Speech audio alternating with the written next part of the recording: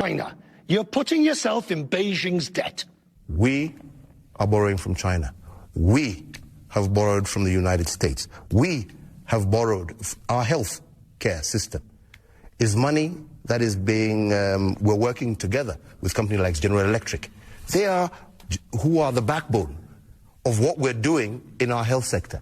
When it comes to energy, we are working very closely with AFD, the World Bank, the World Bank and the African Development. The criticism is, though, that China has another agenda.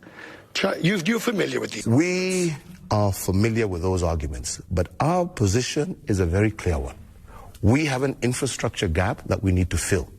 And we are going to work with our partners across the globe who are willing to partner and to work with us to help us achieve our social economic agenda. You must not consider a kind of a Manichaeist approach with bad China, stupid Africans, and good Europeans. Maybe reality more complicated.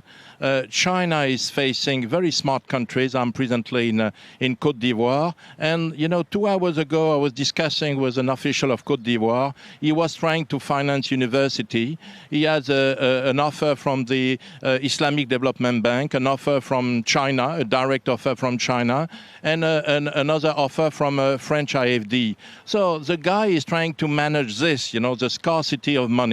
So that's the first point. And second point I want to make, please let us try not to consider African countries as a kind of collection of idiots country, with no ability to appreciate what the Chinese offer is. These guys are not naive. Chinese obviously are not naive, but Africans are not naive as well. They understand very well that it's a newcomer, it's a new way of doing business, so they must adapt their attitude to this newcomer. But money is there. I'm sorry to be insisting on that. We need to be realistic. And I fully approve what has been said by my colleague previously.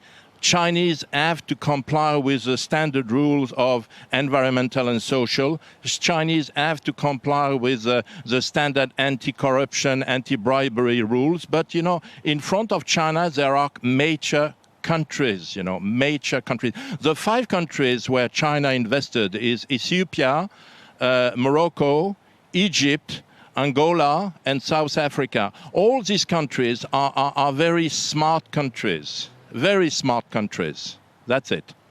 President of the African Development Bank, Akinwumi Adesina, says China is not trying to lead African countries into a debt trap. Instead, it is providing critical investment along with other countries to close a funding gap for crucial infrastructure projects on the continent.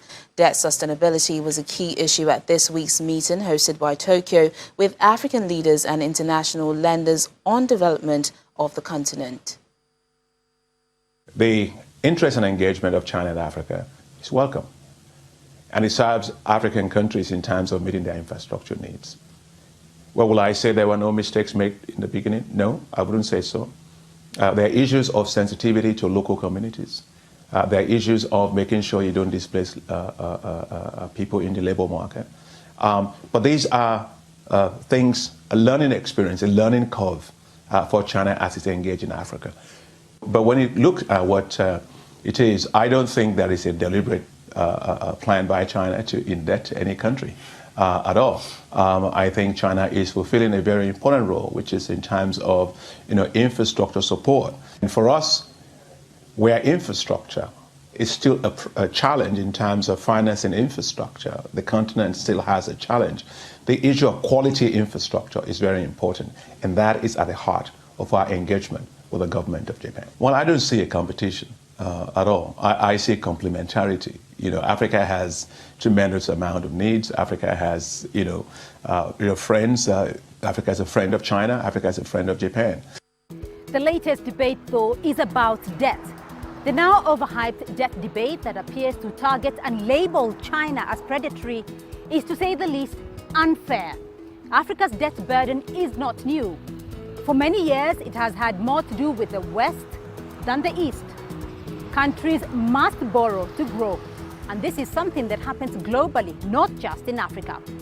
Chinese money in Africa has been sunk into real projects, not elusive, intangible ideas that have no impact on the well-being of the people. Interestingly, critics of China-Africa engagement have consciously chosen to ignore the fact that top leaders of the Western world in the last year have made a beeline to Africa to cut their own trade deals. For Africa, East or West, whichever fits is best. And for now, we know Chinese investment in Africa is definitely a welcome gesture that originates from China's own experiences and adapts to African realities. So with more Chinese personnel gaining on-the-ground experience here in Africa, we have reasons to believe Sino-African relations will bear more fruit for both sides. And indeed, the more, the merrier.